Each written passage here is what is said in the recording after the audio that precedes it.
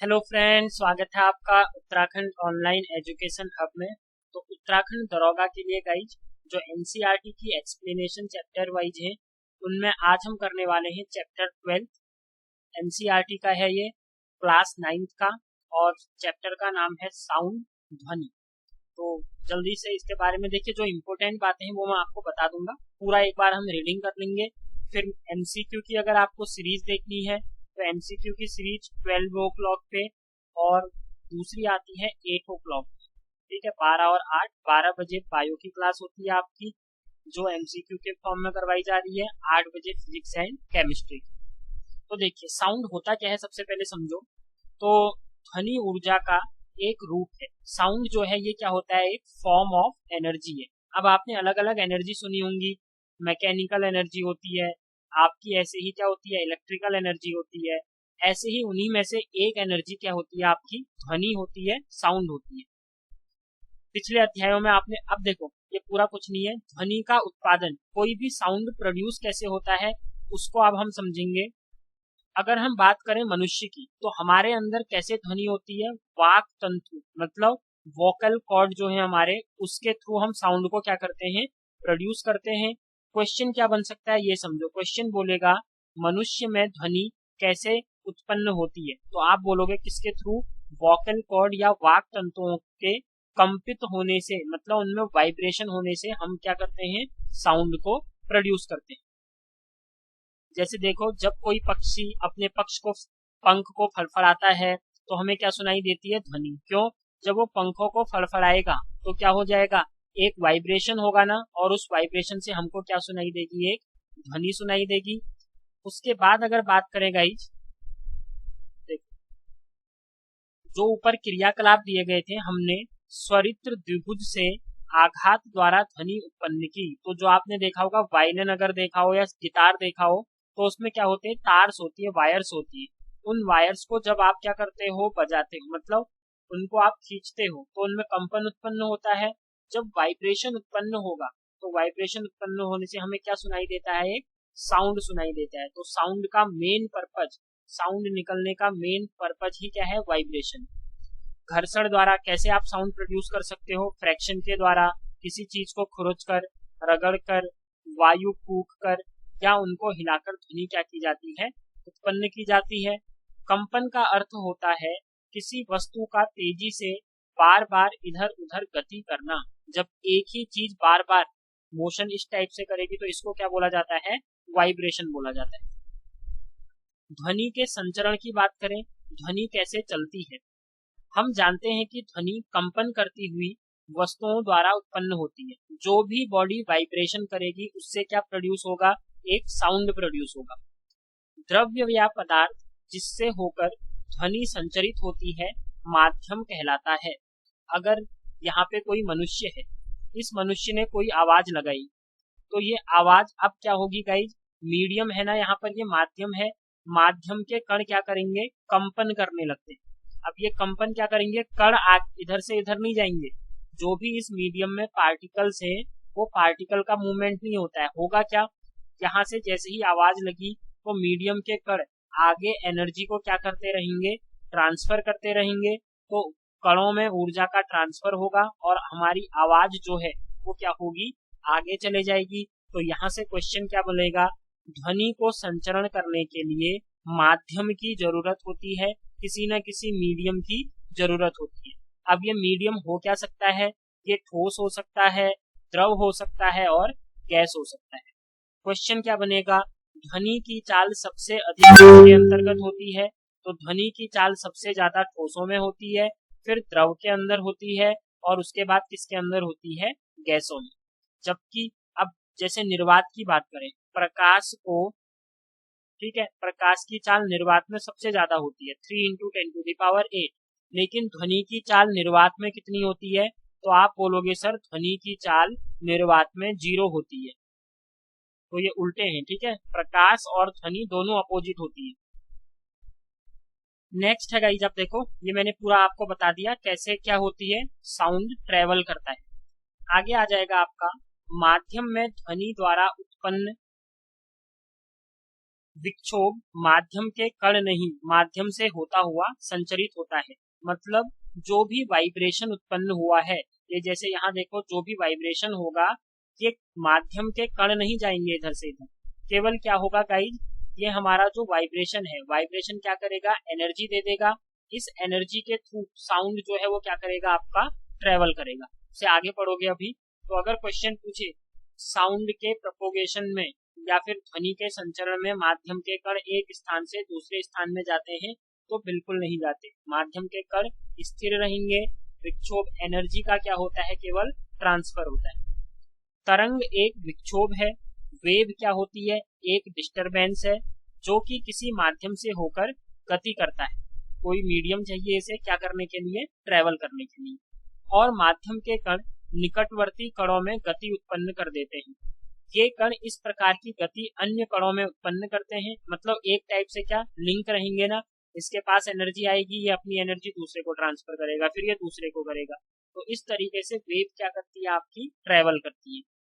माध्यम के कण स्वयं आगे नहीं बढ़ते, लेकिन विक्षोभ जो डिस्टरबेंस है वो क्या करता है, आपका आगे बढ़ जाता है। इसलिए ध्वनि को तरंग के रूप में जाना जा सकता है। तो क्वेश्चन पूछेगा जो साउंड है वो किस फॉर्म में होता है, तो आप बोलोगे सर साउंड जो है ये किस फॉर्म में होगा, वेव की फॉर्म में होता है। ठीक है। नेक्स्ट है, किसी माध्यम में ध्वनि के संचरण के समय ठीक ऐसा ही होता है, इसलिए ध्वनि को तरंग के रूप में माना जा सकता है। ध्वनि तरंगे माध्यम के कणों की गति द्वारा अभिलक्षित की जाती हैं और यांत्रिक तरंगे कहलाती हैं। तो साउंड वेव किसका एग्जाम्पल है, देखो वेव की अगर बात करोगे ना, एक वेव होती है आपकी इलेक्ट्रोमैग्नेटिक वेव और दूसरी वेव क्या होती है गाइज आपकी, ये होती है मैकेनिकल वेव। ठीक है, इन्हें कहते हैं वैद्युत चुंबकीय तरंगे और मैकेनिकल वेव को कहा जाता है यांत्रिक तरंगे। दोनों में अंतर समझ लो। इलेक्ट्रोमैग्नेटिक वेव ऐसी वेव होती है जिनको ट्रेवल करने के लिए किसी मीडियम की जरूरत नहीं होती, लेकिन मैकेनिकल वेव ऐसी वेव होती है जिनको ट्रेवल करने के लिए, जिनको एक स्थान से दूसरे स्थान में जाने के लिए किसी माध्यम की जरूरत होती है। वो माध्यम ठोस, द्रव और गैस कुछ भी हो सकता है। इन मैकेनिकल वेव को भी दो पार्ट्स में बांटा गया है। एक को बोला जाता है अनुदैर्घ्य तरंगे और दूसरे को बोला जाता है अनुप्रस्थ तरंगे।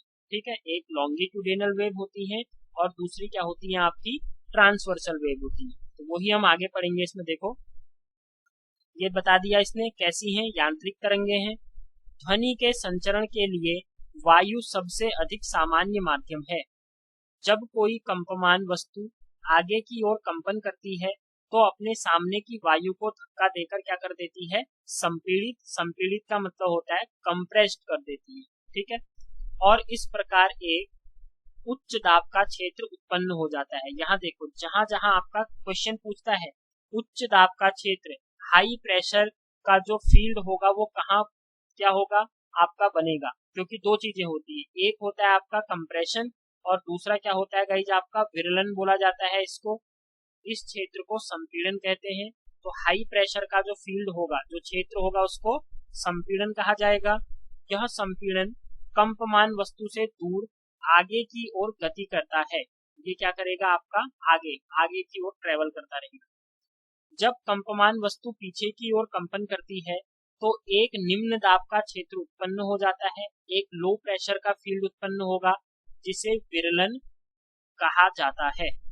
और आर का मतलब क्या होता है, रिफ्रैक्शन से होता है। तो रिफ्रैक्शन एक लो डेंसिटी फील्ड होता है, निम्न दाब का क्षेत्र होता है, जबकि कंप्रेशन जो होता है वो आपका हाई फील्ड वाला होता है। कंप्रेशन में जो गति होगी वो आगे की ओर होगी, जबकि विरलन में, रिफ्रैक्शन में गति कहाँ होगी, पीछे की ओर होगी। तो इस टाइप से एक डायग्राम आप बना सकते हो। देखो ये है, कोई स्प्रिंग को खींचोगे तो ये छोटा, ये विरलन हो जाएगा, फिर ये हो जाएगा इस टाइप से। ये आपका क्या है, कंप्रेशन, ये फिर रिफ्रैक्शन, ये कंप्रेशन और ये फिर क्या हो जाएगा, रिफ्रैक्शन हो जाएगा। तो क्वेश्चन क्या बनेगा मैंने आपको बता दिया। ठीक है, नेक्स्ट आ जाते हैं आपका, अर्थात आगे और पीछे तेजी से गति करती है तो वायु में संपीड़न और विरलन की एक श्रेणी बन जाती है। यही संपीड़न और विरलन ध्वनि तरंग बनाते हैं। तो ध्वनि तरंग कैसे बनाएंगे, कंप्रेशन रिफ्रैक्शन ये मिलकर के क्या बना देगी, एक साउंड वेव को फॉर्म कर देगी जो माध्यम से होकर संचरित होती है। संपीड़न उच्च दाब का क्षेत्र है, मार्क कर लो इसे। जो कंप्रेशन है वो हाई प्रेशर का फील्ड होता है, जबकि विरलन क्या होता है, निम्न दाब का क्षेत्र होता है। दाब किसी माध्यम के दिए हुए आयतन में कणों की संख्या से संबंधित है। किसी माध्यम में कणों का अधिक घनत्व अधिक दाब को और कम घनत्व कम दाब को दर्शाता है। देखो इस डायग्राम में देखो, जहां आपका संपीड़न हुआ है इस क्षेत्र में आपका क्या हुआ है, कंप्रेशन हुआ है ना। यहाँ आपका क्या है, आयतन अधिक है। देख लो अणु यहाँ पर ज्यादा है, लेकिन दाब क्या है, आपका दाब भी अधिक है। तो अधिक दाब और अधिक अणुओं का क्षेत्रफल या बोल सकते हो आयतन कहाँ होता है, आप बोलोगे सर संपीड़न वाले क्षेत्र में। इधर देखो प्रेशर कम है, अगर प्रेशर कम है तो वॉल्यूम भी क्या होगी, आपकी कम हो जाएगी। यही आपका यहाँ लिखा हुआ है, देखिए माध्यम के कणों का अधिक घनत्व अधिक दाब को और कम घनत्व कम दाब को दर्शाता है। इस प्रकार ध्वनि का संचरण घनत्व परिवर्तन के संचरण के रूप में भी देखा जा सकता है। अब यहाँ क्वेश्चन लिखा हुआ है, किसी माध्यम में ध्वनि द्वारा उत्पन्न विक्षोभ आपको कानों तक कैसे पहुंचता है। तो गाइज कानों तक कैसे पहुंचता है, हमें संपीड़न एंड और विरलन के थ्रू वेव क्या करती है, ट्रेवल करती है, और उसके बाद फिर हमें क्या सुनाई देता है, साउंड सुनाई देता है। अगला है, ध्वनि संचरण के लिए माध्यम की आवश्यकता होती है। मैंने पहले ही बताया आपको, साउंड वेव एक टाइप की मैकेनिकल वेव है, तो इसको संचरण के लिए एक स्थान से दूसरे स्थान में ट्रेवल करने के लिए मीडियम की जरूरत होगी। मीडियम होगा क्या, वायु जल स्टील आदि की आवश्यकता बता दिया है। यह निर्वात में होकर नहीं चल सकती है। क्वेश्चन पूछता है निर्वात में ध्वनि की चाल बताइए, तो निर्वात में ध्वनि की चाल क्या होगी, 0। यही आपका रीजन भी है। अंतरिक्ष में आपने देखा होगा, जो भी अंतरिक्ष यात्री होते हैं उनको एक दूसरे की वॉइस नहीं सुनाई देती है, बिकॉज एटमॉस्फेयर क्या है, वहां पर कमी है। तो वहां पर वो लिख के अपनी सूचनाओं का क्या करते हैं, आदान प्रदान करते हैं। प्रयोग है, प्रयोग से ज्यादा कुछ देखना नहीं है। देखो मैंने आपको मेन पॉइंट बता रहा हूँ और एक ही वीडियो में मैं पूरे चैप्टर को कंप्लीट करने की सोच रहा हूँ। अगर आपको ताकि ये लग भी रहा हो ज्यादा हो जा रहा है, आप वीडियो रोक लो, बाद में उसको क्या कर सकते हो, देख सकते हो। ध्वनि तरंगे अनुदैर्घ्य तरंगे हैं। तो ध्वनि तरंगे कैसी तरंगे हैं, कह रहा है गाइज ये अनुदैर्घ्य मतलब लॉन्गिट्यूडिनल वेव होती है। चलो गाइज पहले मैं आपको बता दूं, आप समझ लोगे वेव से रिलेशन क्या है, ठीक है। तो वेव के बारे में जान लेते हैं सबसे पहले थोड़ा सा। कोई भी अगर आपकी वेव है, ये मैंने लिख दी आपकी वेव, तो वेव मतलब तरंग जो है वो दो टाइप की होती है। कितने प्रकार की होगी, दो प्रकार की।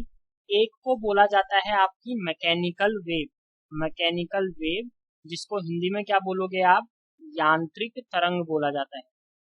दोनों में लिख रहा हूं मैं। दूसरी क्या होती है गाइज, EM वेव्स होती है, इलेक्ट्रोमैग्नेटिक वेव्स होती हैं। इनको क्या बोला जाता है, इलेक्ट्रोमैग्नेटिक वेव बोला जाता है, मतलब वैद्युत चुंबकीय तरंग। EMV को क्या बोला जाता है, वैद्युत चुंबकीय तरंग बोला जाता है। अब देखते हैं आगे क्या है। देखो मैकेनिकल वेव, इनकी खास बात क्या है, ट्रेवल करने के लिए, इनको ट्रेवल करने के लिए मतलब ट्रेवल का मतलब क्या है, एक स्थान से दूसरे स्थान जाने के लिए किसकी जरूरत होती है, सर मीडियम की जरूरत होती है। कोई ना कोई माध्यम होना चाहिए, ठीक है। मीडियम की क्या होगी, नीड होगी कह सकते हो, या जरूरत होगी। लेकिन इलेक्ट्रोमैग्नेटिक वेव, जो भी आपकी वैद्युत चुंबकीय तरंगे होंगी, इनको कोई भी मीडियम की जरूरत नहीं होती। क्या होता है, ये निर्वात में भी ट्रेवल कर सकते हैं, तो हमने लिख दिया नो मीडियम। अब इन मैकेनिकल वेव्स को, अच्छा पहले एग्जाम्पल समझ लेते हैं, इनके उदाहरण क्या होते हैं। देखो एग्जाम्पल की अगर हम बात करें मैकेनिकल वेव में, तो कौन कौन सी वेव आ जाएंगी गाइज, आपकी साउंड वेव हो गई। जो ध्वनि होती है ये कैसी वेव होती है, मैकेनिकल वेव होती है। अगर हम बात करें स्ट्रिंग, ठीक है, जो स्ट्रिंग के द्वारा ध्वनि निकलती है वो भी मैकेनिकल वेव है। वाटर वेव पूछता है आपसे, जो पानी की वेव्स होती हैं वो कैसी वेव है, तो आप बोलोगे सर ये कैसी वेव है, मैकेनिकल वेव है। स्प्रिंग को अगर आप खींचते हो तो स्प्रिंग वाली वेव भी कौन सी वेव होगी, मैकेनिकल। मतलब जिनको भी किसकी जरूरत होगी, माध्यम की जरूरत होगी, वो मैकेनिकल वेव। ईएम वेव कौन सी होती हैं, इलेक्ट्रोमैग्नेटिक वेव। जैसे आपने देखा होगा एक्सरे, आप कहते हो ना कि एक्सरे करवाने के लिए जा रहे हैं, तो ये एक्सरेज होती हैं आपकी। अल्ट्रावायलेट रेज जो है, यूवी रेज भी किसका उदाहरण है, ईएम वेव का। और लाइट तो आपको पता ही है सबसे अच्छा, ठीक है। ये हो गए आपके किसके एग्जाम्पल, सब EMW मतलब इलेक्ट्रोमैग्नेटिक वेव। अब इस मैकेनिकल वेव को भी हमने क्या कर दिया गाइज, यहाँ लिख देता हूँ। मैकेनिकल वेव को हमने दो पार्ट्स में डिवाइड कर दिया। एक पार्ट्स को क्या बोला जाता है, तो एक को बोला जाता है लॉन्गिट्यूडिनल, क्या बोला जाता है, लॉन्गिट्यूडिनल वेव। और इसको हिंदी में क्या कहते हैं गाइज, अनुदैर्घ्य तरंगे। कौन सी तरंगे, अनुदैर्घ्य तरंगे। दूसरी तरंग कौन सी होती है, तो सर दूसरी तरंग होती है ट्रांसवर्स वेव, ट्रांसवर्स वेव। और ट्रांसवर्स वेव को क्या बोला जाता है, तो आप बोलोगे दूसरे का नाम क्या है, अनुप्रस्थ तरंगे। कौन सी तरंगे गाइज, अनुप्रस्थ तरंगे। अब देखो लॉन्गिट्यूडिनल और ट्रांसवर्स में डिफरेंस क्या है, बस इतना समझ लो। जब भी आपका मोशन होगा, ठीक है, ये मैंने आपका मोशन बना दिया। अगर मोशन में ट्रेवल जो हो रहा है, ये माध्यम है ना, माध्यम के कण और वाइब्रेशन जो हो रहा है वो सेम डायरेक्शन में हो रहा है। मैंने किसी स्प्रिंग को क्या किया, ये स्प्रिंग थी, इस स्प्रिंग को आगे की ओर खींच दी, तो आपका जो मोशन होगा वो क्या होगा, देखो डायरेक्शन ऑफ वेव, जो वेव जाएगी, वेव की दिशा कहाँ होगी, आगे की ओर होगी। और मोशन कहाँ है, पार्टिकल का मोशन कहाँ हो रहा है, देखो स्प्रिंग को आगे की ओर खींच रहे हो, वेव भी आपकी कहाँ आएगी, आगे की ओर आएगी। तो जब भी पार्टिकल का मोशन, ठीक है, और वेव जो है उनकी डायरेक्शन सेम होगी, एक ही दिशा में होगी, तब जो वेव होती है उस वेव को कौन सी वेव बोला जाता है, लॉन्गिट्यूडिनल वेव, या कह सकते हो अनुदैर्घ्य। लॉन्ग है ना, लॉन्ग का मतलब दोनों चीजें एक साथ। ट्रांसवर्सल में क्या आ रहा है सर, टी आ रहा है, तो ये वेव भी कैसी होगी, टी वेव वाली होगी। इस टाइप की जो वेव होती है जितनी भी आपने देखी है, ये सब किसके अंदर आती है, आपकी ट्रांसवर्स वेव के अंदर आ जाती है। जैसे इसका मैं अगर बताऊं, साउंड आपका इसी तरीके से मोशन करता है आगे, ठीक है। साउंड, ये कौन सी वेव कह सकते हो, एक टाइप से साउंड वेव है आपकी। लेकिन ये जो ऊपर नीचे वाली मोशन होगी, ये मोशन कौन सा होता है, स्ट्रिंग मोशन होता है। इसमें क्या होता है, तो इसमें आपका पार्टिकल और मोशन जो है उन दोनों के बीच में कितने डिग्री का कोण होगा, 90 डिग्री का कोण। ये आपकी क्या है, डायरेक्शन ऑफ वेव है, वेव आगे की ओर, और ये पार्टिकल है आपका। तो ये क्या हो गया आपका, जब भी 90 डिग्री का एंगल होगा दोनों के बीच, तो आप बोलोगे सर ये ट्रांसवर्स मतलब अनुप्रस्थ वेव है, अनुप्रस्थ तरंग है। जब भी दोनों की डायरेक्शन सेम होगी तो तब क्या हो जाएगा, अनुदैर्घ्य तरंग हो जाएगी। तो आई थिंक इतना आपको समझ आ गया होगा मैंने क्या बताया करके। चलो अब आ जाते हैं अपने एनसीईआरटी पे। एनसीईआरटी पे क्या है, ध्वनि तरंगे अनुदैर्घ्य तरंगे हैं। कैसी तरंगे हैं ये, लॉन्गिट्यूडिनल हैं। देखो यहाँ पर दिखाया है ना, हमने क्या किया, आगे की ओर स्प्रिंग को खींच दिया, तो मोशन आगे की ओर हो रहा है, और वेव भी कहाँ ट्रेवल करेगी, आगे की ओर ट्रेवल करेगी। तो दोनों की डायरेक्शन सेम है, इसलिए इनको हमने क्या बोल दिया गाइज, अनुदैर्घ्य तरंगे या फिर लॉन्गिट्यूडिनल वेव होती है। ये मैं जो बोल रहा हूँ, जहां मैंने येलो मार्क किया है, तो समझ लो कि ये तो आपके क्वेश्चन बन रहे हैं सीधे। उन क्षेत्रों को जहां स्लिंकी की कुंडलियों के पास पास आ जाती हैं संपीड़न, स्लिंकी मतलब स्प्रिंग मान सकते हो, जहां पास पास आ जाती हैं तो वहां क्या हो जाएगा, हाई प्रेशर। और हाई प्रेशर वाला रीजन क्या कहलाता है, संपीड़न कहलाता है। उन क्षेत्रों को जहां कुंडलियां दूर दूर हो जाती हैं, विरलन। आप जानते हैं कि किसी माध्यम में ध्वनि संपीड़नों तथा विरलनों के रूप में संचरित करती है। कंप्रेशन, रिफ्रैक्शन, ये दो मेन रीजन हैं आपके, जिससे कि साउंड वेव आगे क्या करेगी, आपका ट्रेवल करेगी। अब आप किसी स्लिंकी के विक्षोभ के संचरण तथा किसी माध्यम में विक्षोभ की तुलना कर सकते हैं। ये तरंगे अनुदैर्घ्य तरंगे कहलाती हैं।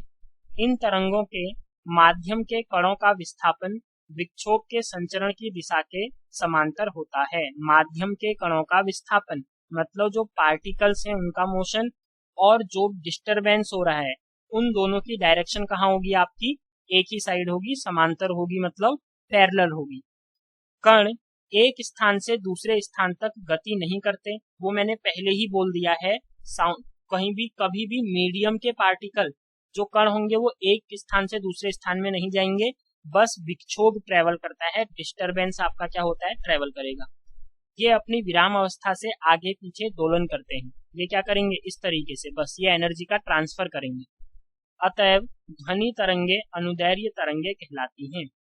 यदि आप स्लिंकी के अपने हाथ में पकड़े सिरे को आगे पीछे धक्का न देकर दाएं बाएं हिलाएं, तब भी आपको स्लिंकी में तरंग उत्पन्न होती दिखाई देगी। इस तरंग में कण तरंग संचरण की दिशा में कंपन नहीं करते, लेकिन तरंग के चलने की दिशा के लंबवत अपनी विराम अवस्था के ऊपर नीचे कंपन करते हैं। इस प्रकार की तरंग को अनुप्रस्थ तरंग या फिर ट्रांसवर्सल वेव बोला जाता है। अभी मैंने बताया ना, या सिंपल आपको क्या कर लेना है, देखो ये आप रस्सी है, एक रस्सी का टुकड़ा, आपने रस्सी को, ये सीधी थी, आपने रस्सी को ऊपर नीचे किया तो मोशन तो आगे, देखो तरंग विक्षोभ तो आगे इस तरीके से आगे बढ़ेगा, लेकिन पार्टिकल के मोशन कहाँ होगा, आपका इस डायरेक्शन में होगा। तो आपका क्या हो रहा है, देखो ये आपकी वेव है, वेव आगे की ओर जा रही है, पार्टिकल का मोशन ऊपर नीचे 90 डिग्री हो गया, तो आपकी ये जो तरंग होगी, इस तरंग को क्या बोला जाता है, अनुप्रस्थ तरंग कहा जाता है।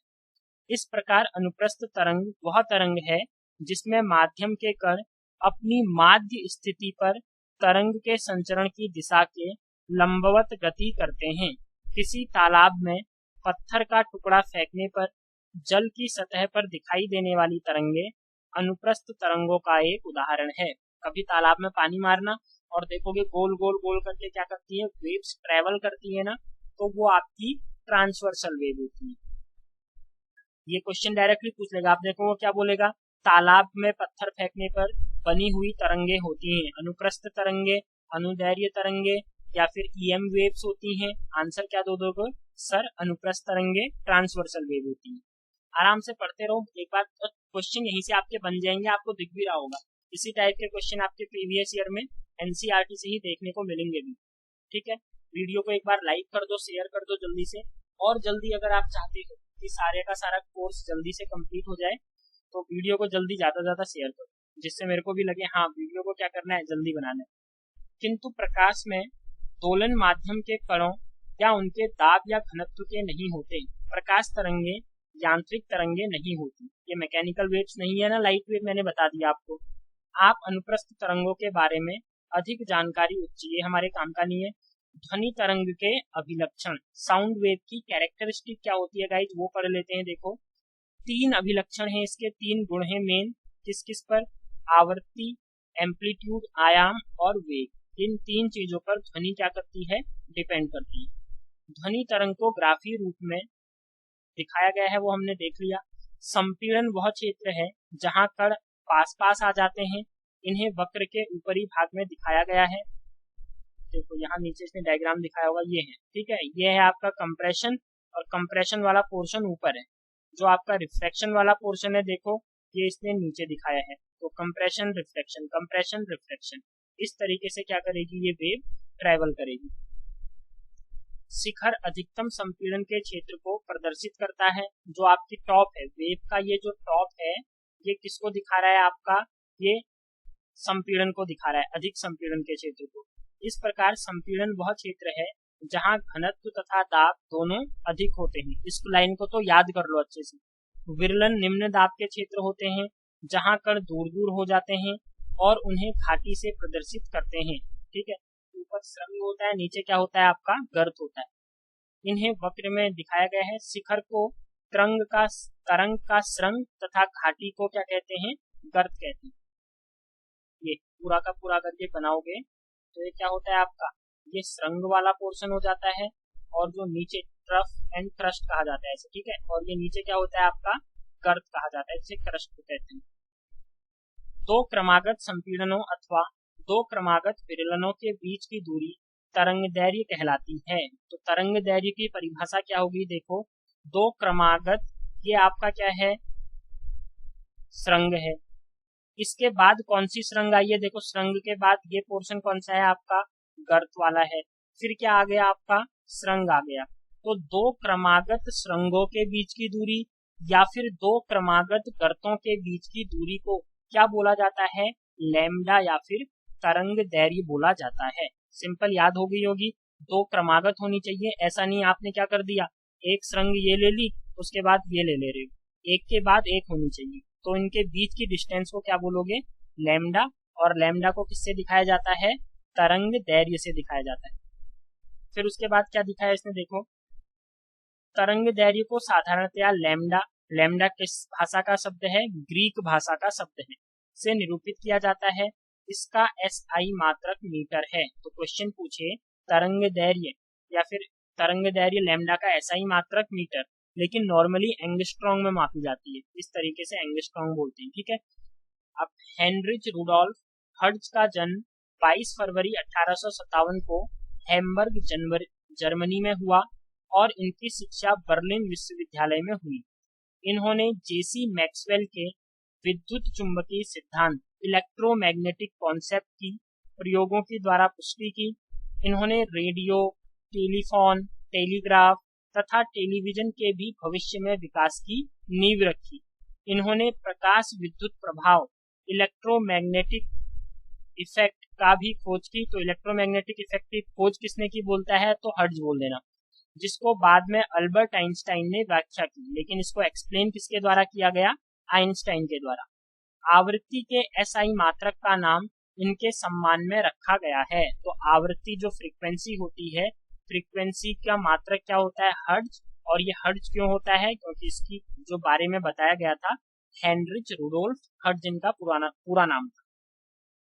आगे आवृत्ति हमें ज्ञात होता है कि कोई घटना कितनी जल्दी जल्दी घटित होती है। आवृत्ति का मतलब जैसे अभी आप बल्ब होगा आपके रूम में, तो बल्ब नॉर्मली देखते होगे लिखा होता है कि ये 50 हर्ट्ज की फ्रीक्वेंसी का है या ये 60 हर्ट्ज की फ्रीक्वेंसी का है। इसका मतलब क्या है गाइज, जो भी आपकी लाइट है ना, जो आपका बल्ब है, अगर वो 50 हर्ट्ज की फ्रीक्वेंसी पे काम कर रहा है तो एक सेकंड में जो बल्ब में साइकिल होंगी, ये देखो एक सेकंड में जो साइकिल बनेंगी ना वो 50 साइकिल होंगी। मतलब आपका बल्ब एक सेकंड में 50 बार जलेगा बुझेगा जलेगा बुझेगा। इस तरीके से ये क्या होती है, ये बताती है कि कोई भी चीज कितने जल्दी जल्दी घटित हो रही है। होती क्या है, ये देखो एकांक समय में इन दोलनों की कुल संख्या ध्वनि तरंग की आवृत्ति कहलाती है। ये बोला ना मैंने, एक सेकंड में कितने ये हुए हैं, कितने दोलन हुए हैं, इसी को क्या बोलोगे, फ्रीक्वेंसी बोला जाएगा। अब फ्रीक्वेंसी होती क्या है, SI मात्रक देख लो, SI मात्रक है इसका हर्ट्ज। दो क्रमागत संपीड़नों या दो क्रमागत विरलनों के किसी निश्चित बिंदु से गुजरने में लगे समय को तरंग का आवर्तकाल कहते हैं। आवर्तकाल T क्या हो जाएगा आपका, दो क्रमागत, या तो आप क्या ले लो संपीड़न, या दो क्रमागत विरलनों को निश्चित बिंदु से गुजरने में जो समय लगेगा उसको टाइम पीरियड T कहा जाएगा। T और फ्रीक्वेंसी में अंतर क्या है, देखो जो फ्रीक्वेंसी F होती है ये टाइम के इनवर्स होती है। तो कभी आपको आवर्तकाल दिया हो, टाइम पीरियड दिया हो, फ्रीक्वेंसी निकालने को बोल रहा है, तो आप 1 निकाल देना, सिंपल है। आवर्तकाल का मात्रक क्या है, तो आवर्तकाल एक टाइप से टाइम है ना, और टाइम की SI यूनिट क्या होती है आपकी, सेकंड होती है। अगला ध्वनि का एक गुण क्या होता है गाइज, तारत्व होता है, ठीक है। तारत्व को क्या बोला जाता है, पिच बोला जाता है। अब पिच क्या डिपेंड करती है, पिच बताती है कि एकांक समय में यूनिट टाइम में कितने संपीड़न, कितने कंप्रेस्ड या फिर रिफ्रैक्शन हुए हैं। पिच डायरेक्टली किसके प्रोपोर्शनल होती है, फ्रीक्वेंसी के। किसी की जितनी ज्यादा फ्रीक्वेंसी होगी उसकी पिच उतनी ही क्या होगी, हाई होगी। आपने देखा होगा ना, नॉर्मली जो गर्ल्स होती हैं, गर्ल्स की फ्रीक्वेंसी हाई होती है, इसी कारण से उनकी पिच भी क्या हो जाती है, हाई होती है। तो तारत्व एक गुण है जो किस पर डिपेंड करता है, फ्रीक्वेंसी पर डिपेंड करता है। देखो किसी उत्सर्जित ध्वनि की आवृत्ति को मस्तिष्क किस प्रकार अनुभव करता है, उसे तारत्व कहते हैं। जो भी ध्वनि उत्पन्न की गई है, जो उत्सर्जित हुई है, उस आवृत्ति को मस्तिष्क ने जिस टाइप से अनुभव किया होगा, फील किया होगा उसे, उसी को क्या बोला जाता है, तारत्व बोला जाता है। किसी स्रोत का कंपन जितनी शीघ्रता से होता है, आवृत्ति उतनी ही अधिक होती है और उसका तारत्व भी क्या होता है, उतना ही अधिक होता है। तो directly pitch proportional to frequency, बस ये याद रखना है आपको यहाँ से, और ज्यादा कुछ नहीं। यहाँ से डायग्राम से देख लो, निम्न तारत्व की ध्वनि की आवृत्ति कम तथा उच्च तारत्व की ध्वनि की आवृत्ति क्या होगी, अधिक होगी। यहाँ देख सकते हो, अगर आपका क्या है, जल्दी है, निम्न तारत्व की ध्वनि है, तो आपकी ध्वनि क्या हो जाएगी, और ये उच्च तारत्व की तरंग, ध्वनि भी क्या होगी, उच्च तारत्व की, तो प्रबल ध्वनि निकलेगी। लेकिन यहाँ क्या हो रही है, मृदु ध्वनि, कम ध्वनि आ रही है। आई थिंक समझ गए होगे।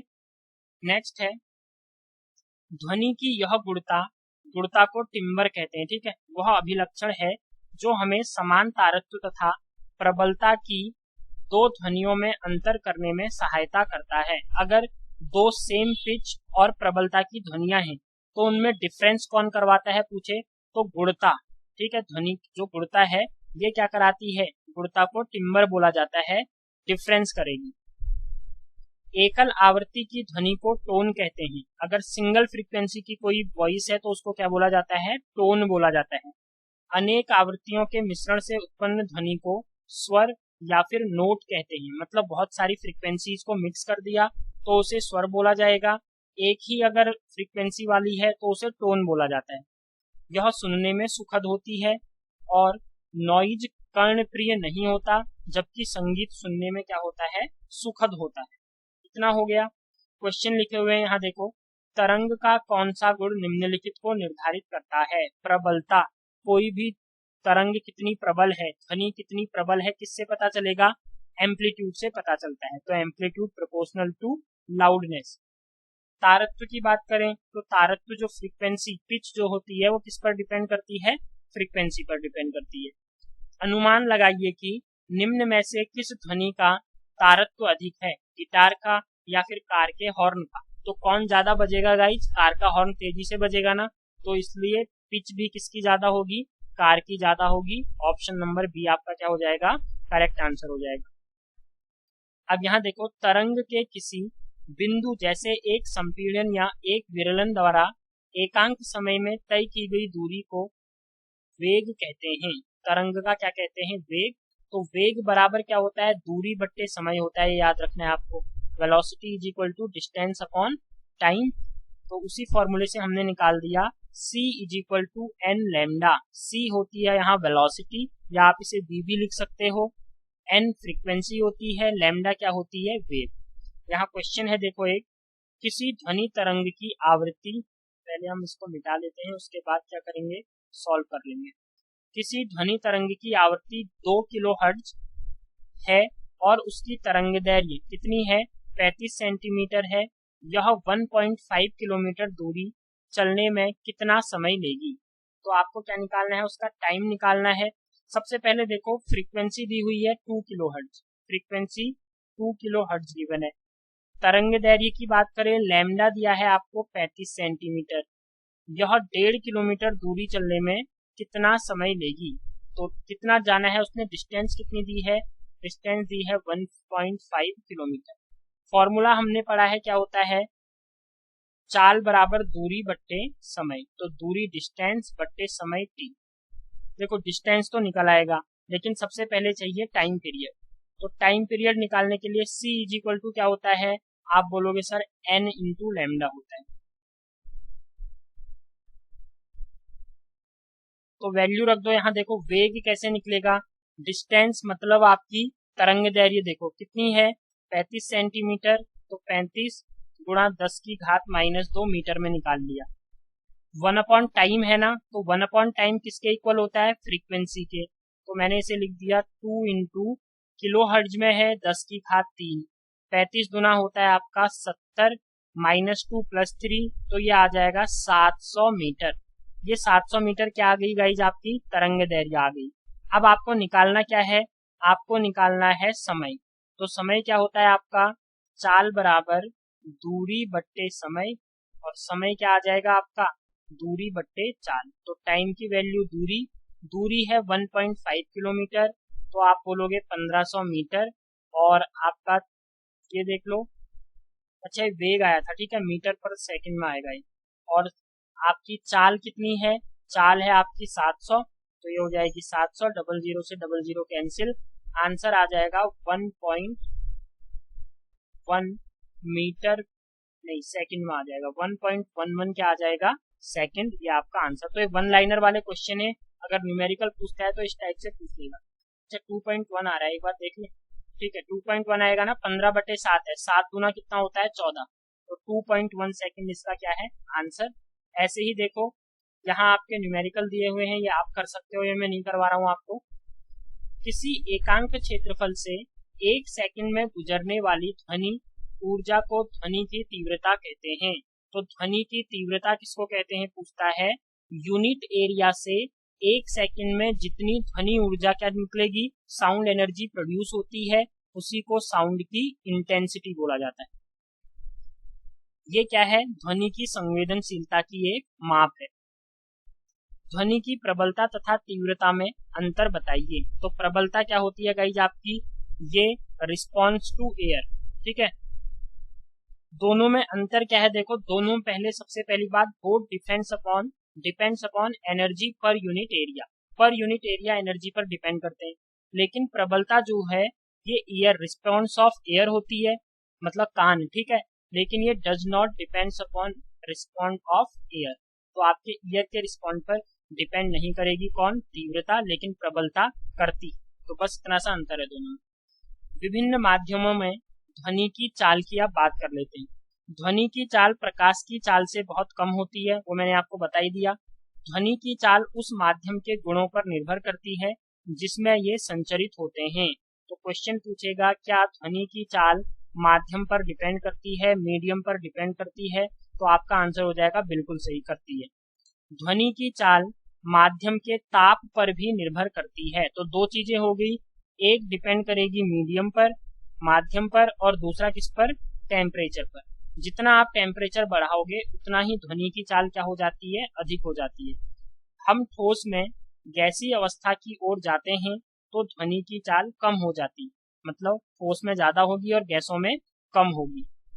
वायु में ध्वनि की चाल 0 डिग्री सेल्सियस पर 331 मीटर पर सेकंड होती है। याद रखना 332 भी कहीं दे देते हैं, लेकिन 331 0 डिग्री सेल्सियस पर, 22 डिग्री सेल्सियस पर कितनी होती है, तो सर 344 मीटर प्रति सेकंड होती है। यहाँ देखो कुछ दिए हुए हैं आपको एग्जाम्पल, एल्यूमिनियम में सबसे ज्यादा 6420, ऐसे ही द्रव में जल में सबसे ज्यादा 1531 होती है, गैसों में हाइड्रोजन में सबसे ज्यादा होती है 1284, और वायु में पूछे तो 346। ये 25 डिग्री सेल्सियस की बात चल रही है रूम टेम्परेचर की।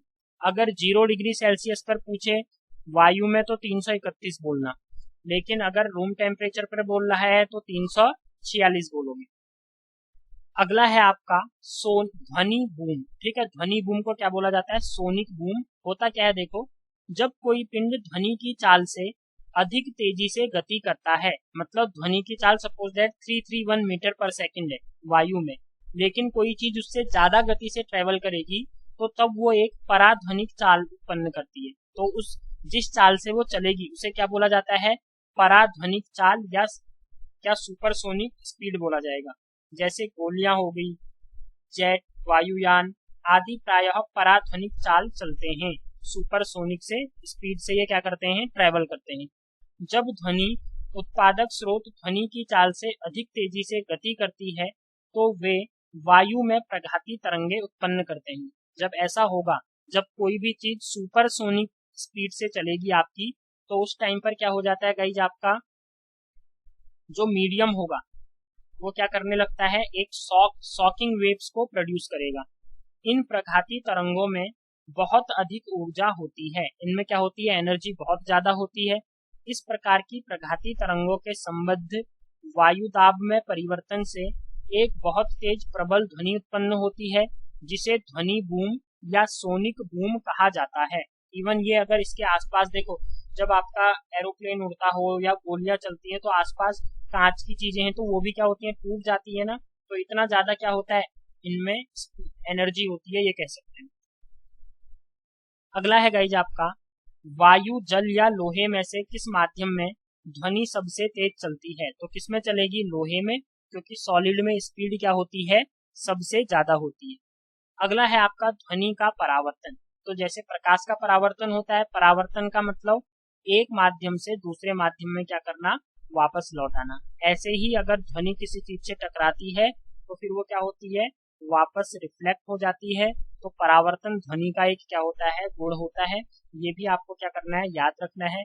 यहाँ पर इन्होंने एक एक्सपेरिमेंट दिया है, उससे ज्यादा लेना देना है नहीं हमारा। अब आ जाओ इको। इको को क्या बोला जाता है, प्रतिध्वनि बोला जाता है। प्रतिध्वनि होती क्या है, देखो ध्वनि फिर से सुनाई देना। आप अगर कहीं बंद हॉल में हैं, आप कुछ चीज बोलते हो तो वही चीज आपको रिपीट सुनाई देती है ना, तो ध्वनि का वापस सुनाई देना क्या कहलाता है, प्रतिध्वनि कहलाता है। आपको सुनाई देने वाली इस ध्वनि को इको या प्रतिध्वनि कहते हैं। हमारे मस्तिष्क में ध्वनि की संवेदना लगभग 0.1 सेकंड तक बनी रहती है। ये क्वेश्चन डायरेक्टली पूछता है हमारे कानों में या मस्तिष्क में ध्वनि की संवेदना कितने समय तक बनी रहती है, तो 0.1 सेकंड, नहीं तो वो कभी कभी 1/10 सेकंड भी दे देता है। स्पष्ट प्रतिध्वनि सुनने के लिए मूल ध्वनि तथा परावर्तित ध्वनि के बीच कम से कम 0.1 सेकंड का समय अंतराल अवश्य होना चाहिए। ऐसा नहीं कि ये साउंड बोला, ये यहाँ से टकरा के वापस आ गई वेव, इन दोनों के बीच में जो टाइम गैप होगा वो मिनिमम 0.1 होना चाहिए। मतलब 0.1 से क्या होना चाहिए, कम ना होकर ज्यादा होना चाहिए। कम हो जाएगा तो ध्वनि आपस में मिक्स हो जाएंगी, और ध्वनियां आपस में मिक्स होंगी तो फिर आपको कोई भी चीज स्पष्ट नहीं सुनाई देगी। जैसे 22 डिग्री सेल्सियस पर ध्वनि की चाल 344 मीटर प्रति सेकंड अगर हम मान लेते हैं, तो यहाँ पर इन्होंने कैलकुलेशन की है, ठीक है। तो कैलकुलेशन करके इन्होंने क्या निकाला, जो डिस्टेंस आती है टोटल वो आती है 34.4 मीटर। अब ये 34.4 मीटर कब आई, देखो यहाँ से किसी ने कुछ चीज बोली, वो परावर्तित होकर तो ध्वनि यहाँ से चली, फिर चलने के बाद वापस आई, तो दो डिस्टेंस हो गई ना। 34.4 तो आपका आने और जाने दोनों की डिस्टेंस है, तो इसको आधा कर दोगे तो ये आता है 17.2 मीटर।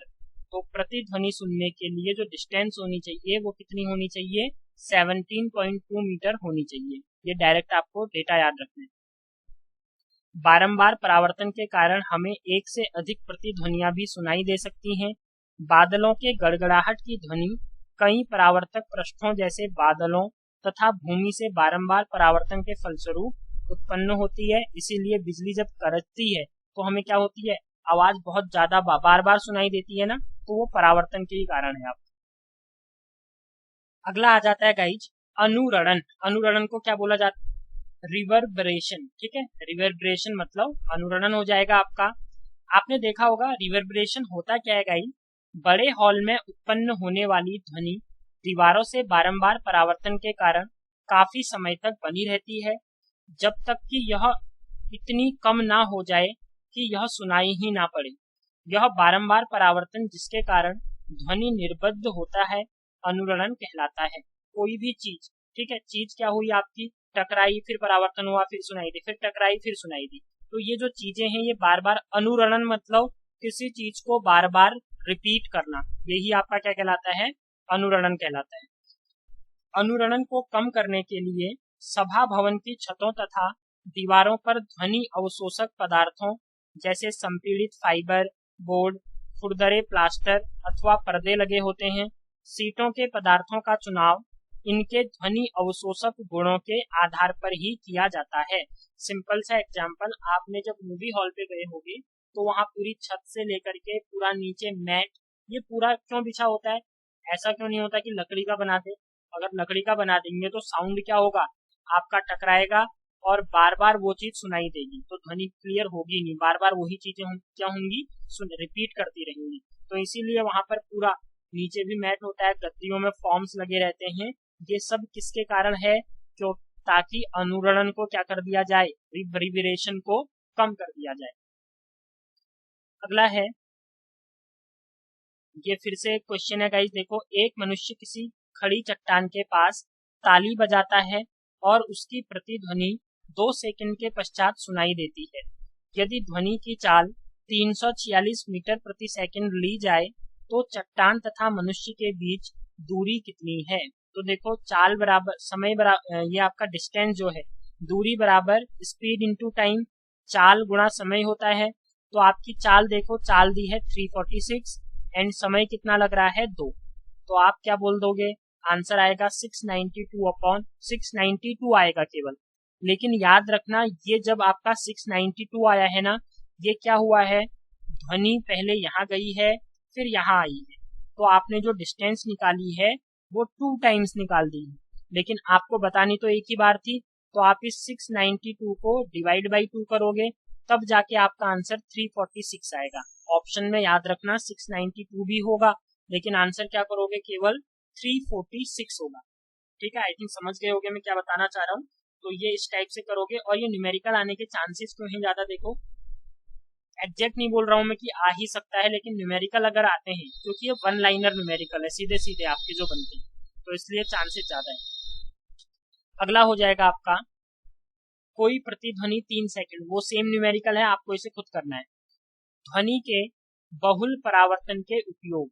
अब ये जो बहुत ज्यादा परावर्तन होता है, बार बार परावर्तन होता है, इसके उपयोग कहाँ होते हैं, देखो मेगाफोन या लाउड स्पीकर, हॉर्न, तूर्य तथा सहनाई जैसे वाद्य यंत्रों में इसका क्या किया जाता है, प्रयोग किया जाता है। यहाँ पर ध्वनि क्या होती है, सभी दिशाओं में फैले बिना केवल एक विशेष दिशा में ही ली जाती है। जैसे आपने देखा होगा, ये मेगाफोन जो होता है ये क्या करेगा, आवाज जो ध्वनि है उसको चारों ओर ना फैलाकर एक ही डायरेक्शन में फैलाएगा, और आवाज दूर तक श्रोता को क्या हो जाएगी, पहुंच जाएगी। ऐसे ही ये हॉर्न देखा होगा आपने, ये भी सिंपल क्या है, साउंड एक ही दिशा में ट्रेवल करे, इसके लिए इसकी शेप इस टाइप की बनाई जाती है। इन यंत्रों में एक नली का आगे का खुला भाग शंक्वाकार होता है। कैसा होता है, ये बेलना शंक्वाकार होता है, ठीक है, कोन टाइप का। अगला, स्टेटोस्कोप एक चिकित्सकीय यंत्र है, तो क्वेश्चन पूछेगा स्टेटोस्कोप कैसे काम करता है। देखो, जो शरीर के अंदर मुख्यतः हृदय तथा फेफड़ों में उत्पन्न होने वाली ध्वनि को सुनने में काम आता है।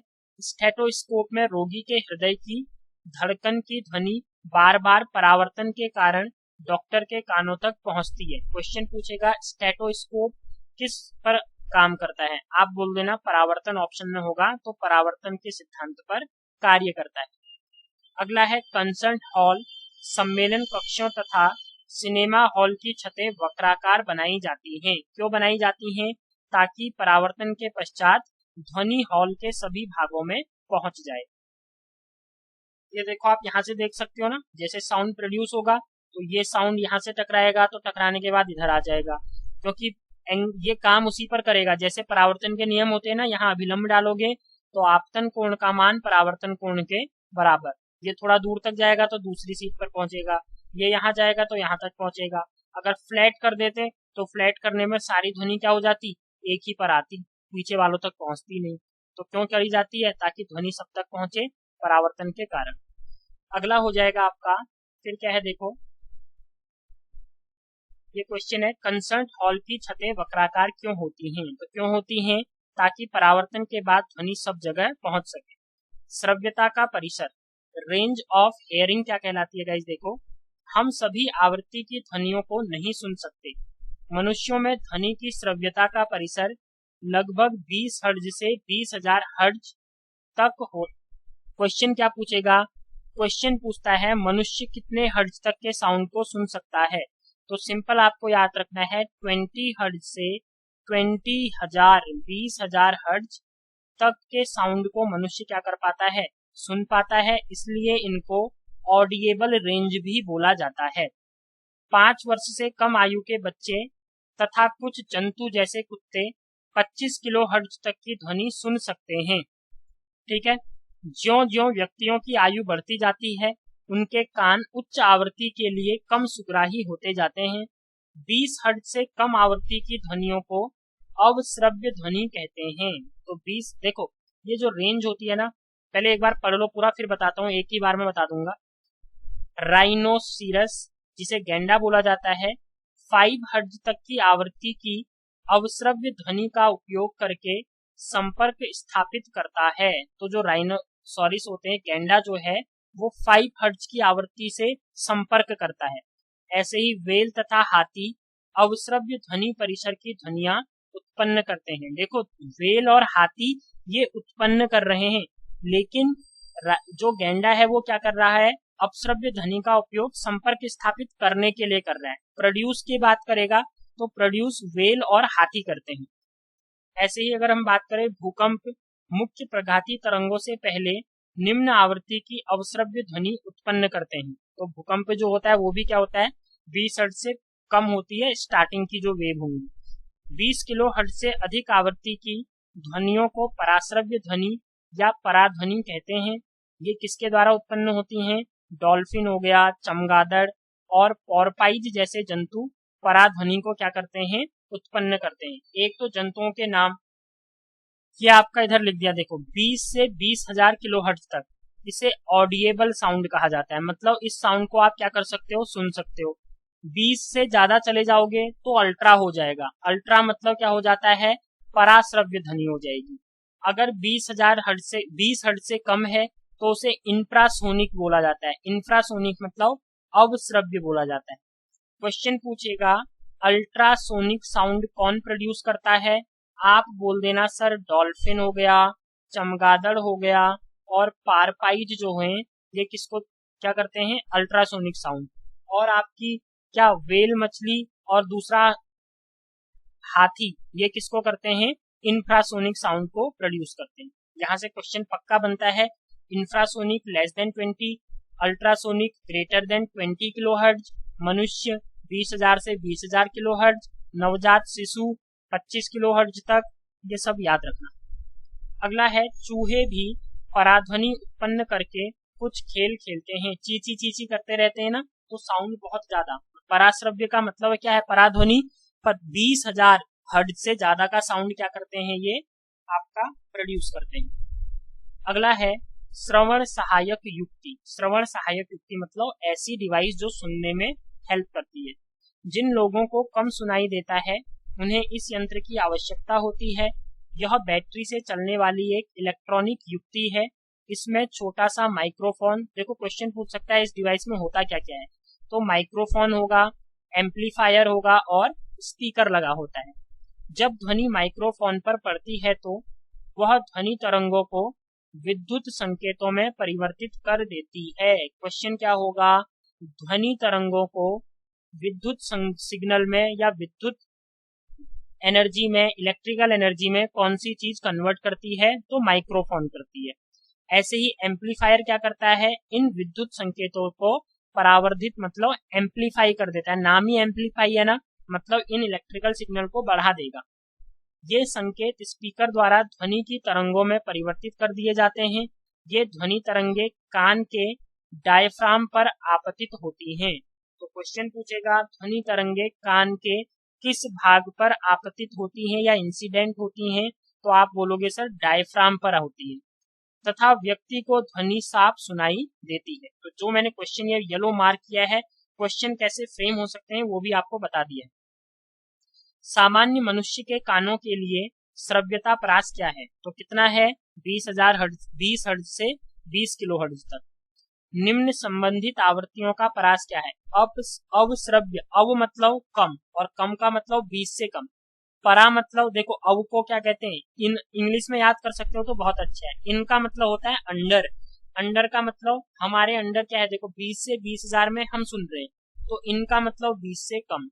पराध्वनि को अल्ट्रासोनिक बोला नहीं, हाँ ठीक है, तो पराध्वनि 20,000 हर्ट्ज से क्या होती है, ज्यादा होती है।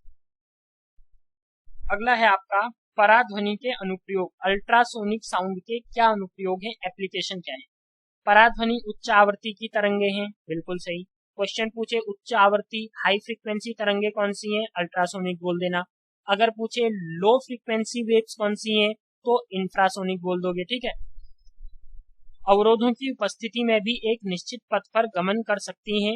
उद्योगों तथा चिकित्सा के क्षेत्र में इनका बहुत अधिक प्रयोग होता है। पहला क्या है, देखो पराध्वनि अल्ट्रासोनिक साउंड प्रायः उन भागों को साफ करने में उपयोग होता है जिन तक पहुंचना कठिन होता है, जैसे सर्पिलाकार नली, कोई आपकी सर्पिलाकार नली है तो वहां साफ सफाई करनी है तो अल्ट्रासोनिक साउंड।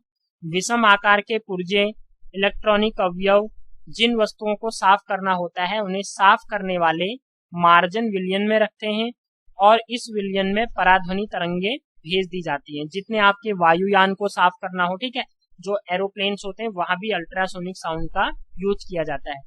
उच्च आवृत्ति के कारण धूल, चिकनाई तथा गंदगी के कण अलग होकर नीचे गिर जाते हैं। इस प्रकार वस्तु पूर्णतया क्या हो जाती है, साफ हो जाती है। पराध्वनि के उपयोग धातु के ब्लॉकों, पिंडों में दरार तथा अन्य दोषों का पता लगाने के लिए किया जा सकता है। धात्विक घटकों को प्रायः बड़े बड़े भवनों, पुलों, मशीनों तथा वैज्ञानिक उपकरणों को बनाने के लिए भी उपयोग में लाया जाता है। देखो यहाँ इसे समझो, ये कोई आपका मेटल का ब्लॉक है, यहाँ से हमने पराध्वनि डाली, अल्ट्रासोनिक साउंड को डाला, बीच में कहीं पर कुछ दोष था, कोई क्रैक था, कुछ भी हो सकता है। यहाँ आपका एक रिसीवर एंड पर क्या होगा, एक सिग्नल होगा जो सिग्नल को ग्रैप्स करेगा। जहां अगर कोई भी डिफेक्ट नहीं है तो साउंड चला जाएगा, यहाँ पर रेज चली जाएंगी, ठीक है। लेकिन यहाँ देखो बीच में डिफेक्ट आ गया ना, तो किरणें वापस परावर्तित हो जाएंगी, इस तक नहीं पहुंचेंगी। तो हमें पता चल जाएगा इतने पोर्शन पर क्या है, कुछ ना कुछ क्या आया हुआ है, कोई दोष है, कोई ना कोई डिफेक्ट है। यहाँ इस तरीके से पता लगाया जाता है। पराध्वनि तरंगों को हृदय के विभिन्न भागों से परावर्तित कराकर हृदय का प्रतिबिंब बनाया जाता है। इस तकनीक को इकोकार्डियोग्राफी, ठीक है, इलेक्ट्रोकार्डियोग्राफी हो गई, इलेक्ट्रोकार्डियोग्राफी ईसीजी कहा जाता है। तो ये भी याद रखना, ईसीजी में कौन सी वेव का प्रयोग किया जाता है।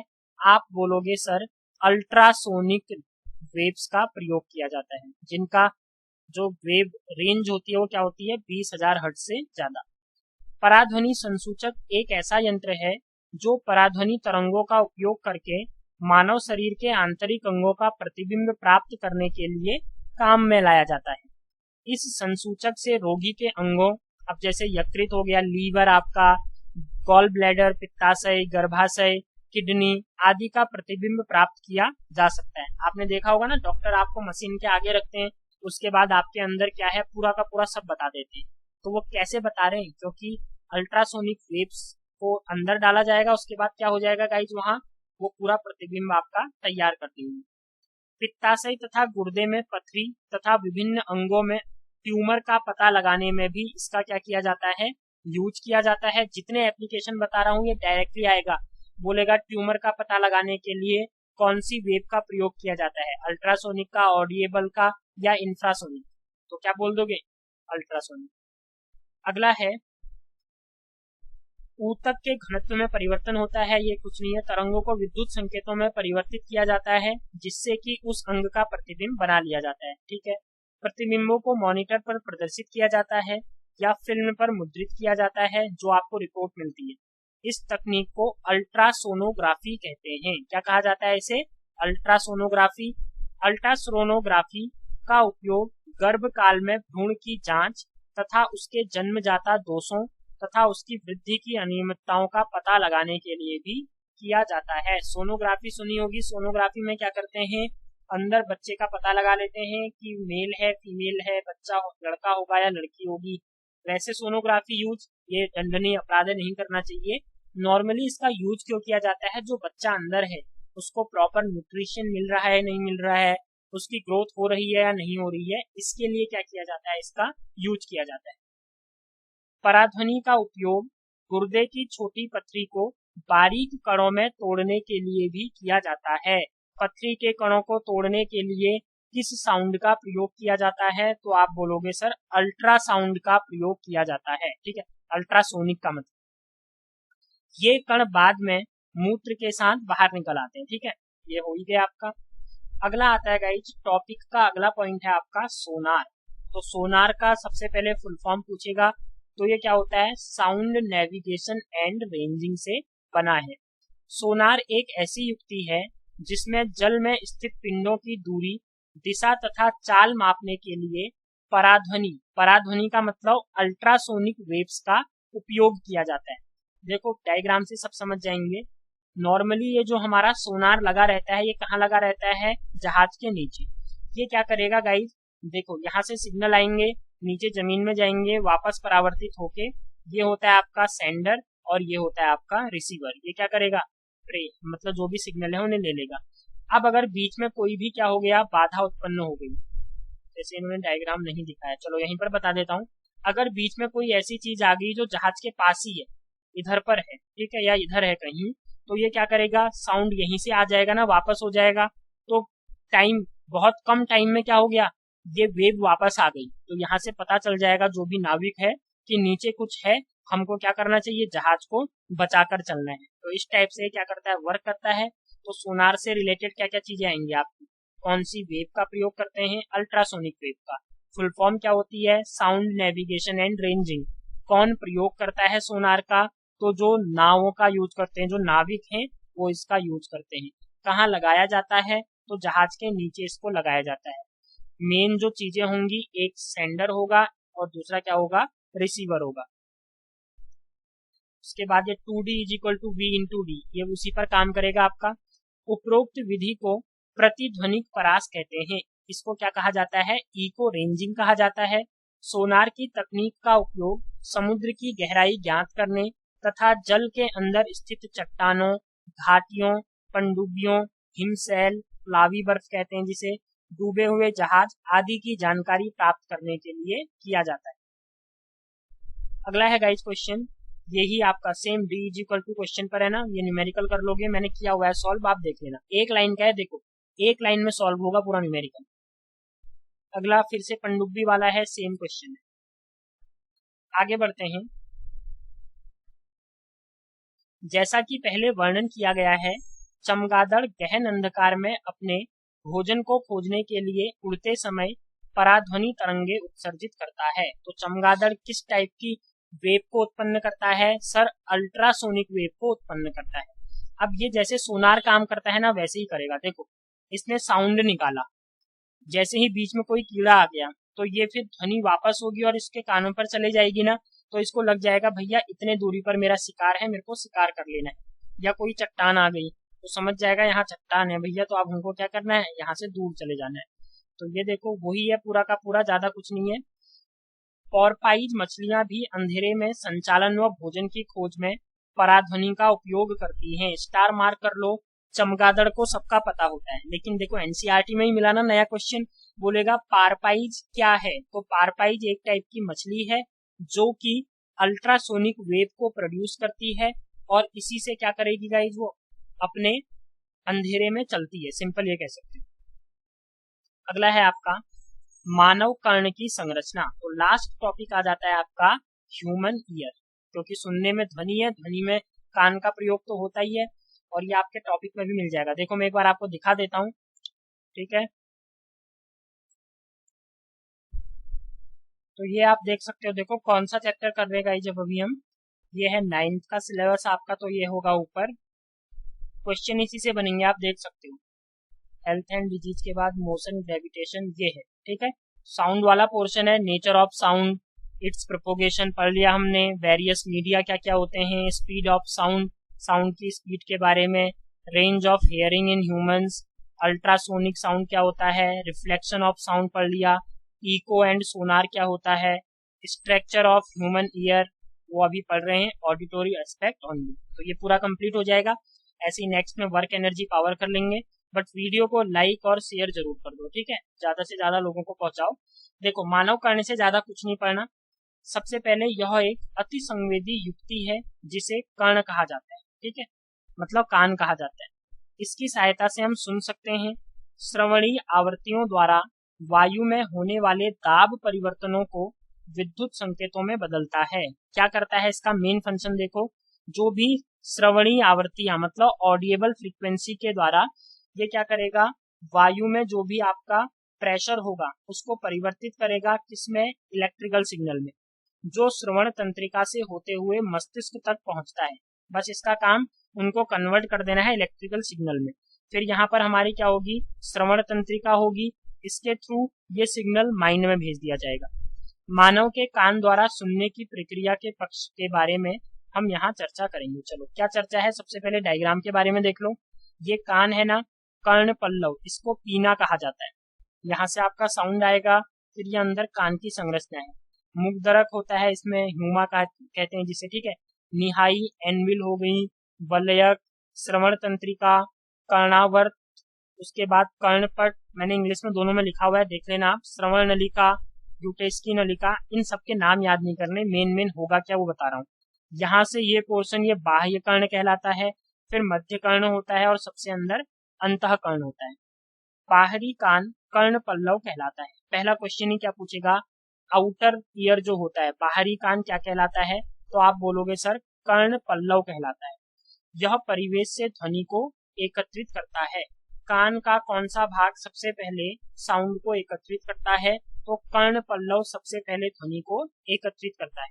अब ये एकत्रित ध्वनि श्रवण नलिका से गुजरती है, यहाँ से गुजरेगी, यह है श्रवण नलिका। श्रवण नलिका के सिरे पर एक पतली झिल्ली होती है, यहाँ पर एक देख सकते हो पतली सी झिल्ली है, जिसे कर्णपटह कहते हैं। क्या कहा जाता है गाइस? कर्णपटह। ये देख सकते हो यहाँ। जब माध्यम के संपीड़न कण कर्णपटह तक पहुंचते हैं तो झिल्ली के बाहर की ओर लगने वाला दाब बढ़ जाता है, क्योंकि संपीड़न क्या होता है? हाई प्रेशर वाला एरिया होता है। तो यहाँ पर फिर क्या होगा? जब यहाँ हाई प्रेशर होगा तो ये कान की झिल्ली अंदर की ओर दबेगी। इसी प्रकार जब विरलन होगा तो कान बाहर की तरह क्या हो जाएगा? गति करेगा। कोई भी चीज है ना, नॉर्मली ये है। अब ये झिल्ली होगी आपकी, अगर तो आप क्या करोगे? प्रेशर अगर ज्यादा होगा तो ये अंदर की ओर आएगी, फिर प्रेशर रिलीज हो जाएगा तो फिर ये फिर कहाँ आ जाएगी? बाहर की ओर आ जाएगी। इस तरीके से होता है। इस प्रकार विरलन के पहुंचने पर कर्णपटह बाहर की ओर गति करता है। कर्णपटह कंपन करता है। अब जब कंपन करेगा तो कंपन करने से क्या होता है? आपको पता है, साउंड प्रोड्यूस होता है। मध्य कर्ण में विद्यमान 3 हड्डियां, जो मिडिल ईयर होता है, यहाँ क्या होती हैं? 3 बोन होती हैं, मुग्दरक, निहाई तथा वल्यक। वल्यक को स्ट्रिप कहा जाता है। इन कंपनों को कई गुना बढ़ा देती है। इनका काम क्या है? जो मिडिल में है, जो भी वाइब्रेशन हुआ है ना, इस वाइब्रेशन को बढ़ा देगी। मध्य कर्ण ध्वनि तरंगों से मिलने वाले इन दाब परिवर्तनों को आंतरिक कर्ण तक संचरित कर देता है। आंतरिक कर्ण में कर्णावृत द्वारा दाब परिवर्तनों को विद्युत संकेतों में परिवर्तित कर दिया जाता है। जो भी आपके दाब प्रेशर में चेंज आया है, या फिर कह सकते हो साउंड को इलेक्ट्रिकल वेव्स में कान के कौन से भाग में परिवर्तित किया जाता है? तो आंतरिक कर्ण, जिसे क्या बोला जाता है? अंतःकर्ण में परिवर्तित किया जाता है। श्रवण तंत्रिका द्वारा मस्तिष्क तक भेज दिया जाता है। अब ये इलेक्ट्रिकल सिग्नल किसके पास जाएगा? हमारे माइंड में जाएगा, और मस्तिष्क इनकी ध्वनि के रूप में क्या कर देगा? व्याख्या करता है। तो मस्तिष्क में इलेक्ट्रिकल सिग्नल जाएगा, ये याद रखना, ठीक है? क्योंकि यहाँ पर जो अंतःकर्ण है, अंतःकर्ण में साउंड जो प्रेशर था, जो यहाँ पर वेव थी, वो किसमें कन्वर्ट हो जाती है? आपकी इलेक्ट्रिकल साउंड में कन्वर्ट हो जाती है। करता कौन है? तो कर्णावृत करता है। तो ये हो गया आपका, देखो पूरा का पूरा चैप्टर खत्म। 1 घंटे की वीडियो। आपको अगर स्पीड कम लग रही होगी तो आप स्पीड को क्या कर सकते हो? इजीली बढ़ा सकते हो। एमसीक्यू साथ में देखते रहो। चैप्टर से मैं आपको कंप्लीट बता रहा हूँ कि क्वेश्चन किस टाइप से बन सकते हैं। और एनसीईआरटी से अगर कोई भी पेपर भी देख लोगे जिसमें साइंस दिया है ना, आप देखोगे कि एनसीईआरटी से ही वो मिल रहे होंगे आपको। तो एक्स्ट्रा पढ़ने की ज्यादा कोई जरूरत है नहीं। ध्वनि, अब ये पढ़ लेते हैं। आपने क्या सीखा? देखो, ध्वनि विभिन्न वस्तुओं के कंपन करने का कारण उत्पन्न होती है, ठीक है। ध्वनि किसी द्रव्यात्मक माध्यम में अनुदैर्घ्य तरंगों के रूप में संचरित होती है। मतलब कौन से वेव में गाइज आपकी आगे बढ़ती है? अनुदैर्घ्य तरंगे। और अनुदैर्घ्य तरंग मतलब लॉन्गिट्यूडिनल वेव की फॉर्म में। ध्वनि माध्यम में क्रमागत संपीड़न तथा विरलन के रूप में संचरित होगी, कंप्रेशन एंड रिफ्रैक्शन के रूप में। कंप्रेशन क्या होता है? High pressure. रिफ्रैक्शन क्या होता है? Low pressure, low density. ध्वनि संचरण में माध्यम के कण आगे नहीं बढ़ते। ये तो बहुत ज्यादा इंपॉर्टेंट फैक्टर है। केवल विक्षोभ ही संचरित होता है। ध्वनि निर्यात में संचरित नहीं हो सकती, ठीक है, जीरो होती है निर्वात में चाल। घनत्व के अधिकतम मान से न्यूनतम मान और पुनः अधिकतम मान के परिवर्तन में एक दोलन पूरा होता है। वह न्यूनतम दूरी जिस पर किसी माध्यम का घनत्व या दाब आवृत्ति रूप में अपने मान की पुनरावृत्ति करता है, ध्वनि की तरंगदैर्घ्य कहलाती है। लैम्डा बताया ना मैंने आपको। ये साउंड अगर आया हुआ है तो ये इधर से इधर तक की जो डिस्टेंस होगी, इसी को क्या बोला जाता है? लैम्डा बोला जाता है। तरंग द्वारा माध्यम के घनत्व के एक संपूर्ण दोलन में लिए गए समय को आवर्तकाल कहते हैं। यहाँ से यहाँ जाने में, ये पूरा कंप्लीट करने में जितना टाइम लगा होगा, इसको क्या बोला जाएगा? टाइम पीरियड बोला जाता है। एकांक समय में होने वाले दोलनों की संख्या को आवृत्ति कहते हैं। ध्वनि का वेग आवृत्ति और तरंगदैर्घ्य में c = n lambda, v = n lambda क्या होता है? ये देखो, इन्होंने जो भी दिया है मेरे को ऐसे याद है, आप इसको ऐसे ही याद कर सकते हो। c = n लैम्डा, सी स्पीड होती है, एन फ्रीक्वेंसी होती है, लैम्डा तरंग दैर्घ्य होती है। ध्वनि के परावर्तन के नियम के अनुसार आपतन होने की दिशा तथा परावर्तन होने की दिशा परावर्तक सतह पर खींचे गए अभिलंब से समान कोण बनाते हैं। परावर्तन का नियम पता है सबको, ये आपतन कोण, ये परावर्तन कोण, दोनों कोण क्या होंगे, बराबर होंगे। स्पष्ट प्रतिध्वनि सुनने के लिए मूल ध्वनि तथा परावर्तित ध्वनि के बीच कम से कम 0.1 सेकंड का समय अंतराल अवश्य होना चाहिए। किसी सभागार में ध्वनि निर्बंध बारंबार परावर्तनों के कारण होता है और इसे अनुरणन कहते हैं। ध्वनि के अभिलक्षण कौन कौन से हैं? तारत्व जिसे पिच कहा जाता है, प्रबलता, लाउडनेस, गुणता, ठीक है, संगत तरंगों के गुणों द्वारा निर्धारित होते हैं। प्रबलता ध्वनि की तीव्रता के लिए कानों की शारीरिक अनुक्रिया है। किसी एकांक क्षेत्रफल से 1 सेकंड में गुजरने वाली ध्वनि ऊर्जा को क्या कहा जाता है? ध्वनि तीव्रता कहते हैं। मानवों में ध्वनि की श्रव्यता की आवृत्तियों का औसत परास 20 हर्ट्ज से 20 किलो हर्ट्ज तक होता है, ये बता दिया है। परास से कम आवृत्ति को हम अपश्रव्य इंफ्रासोनिक कहते हैं, ठीक है। ज्यादा को अल्ट्रासोनिक कहते हैं। पराध्वनि के चिकित्सकों तथा और प्रौद्योगिक क्षेत्रों में उपयोग किया जाता है इन रेज का या वेव का कह सकते हो। सोनार की तकनीकी का उपयोग समुद्र की गहराई ज्ञात करने तथा जल के नीचे छिपी चट्टानों, घाटियों, पनडुब्बी, हिमशैल, डूबे जहाज आदि का पता लगाने में किया जाता है। अब ये देख लो, एनसीईआरटी के जो क्वेश्चन आपको लग रहे होंगे आ सकते हैं, बस एक बार पढ़ लेना और इनके सॉल्यूशन आपको देखने, ठीक है। ये देख लेना, जो लॉन्ग टाइप है ना, जो थ्योरी है वो नहीं करना है, बस एक बार देख लो।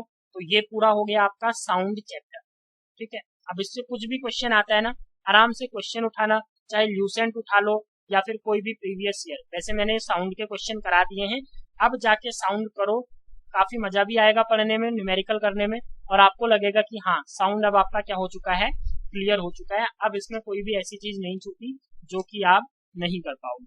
चलो, आई थिंक इतना काफी है। Okay, thanks, bye, have a good day, मिलते हैं।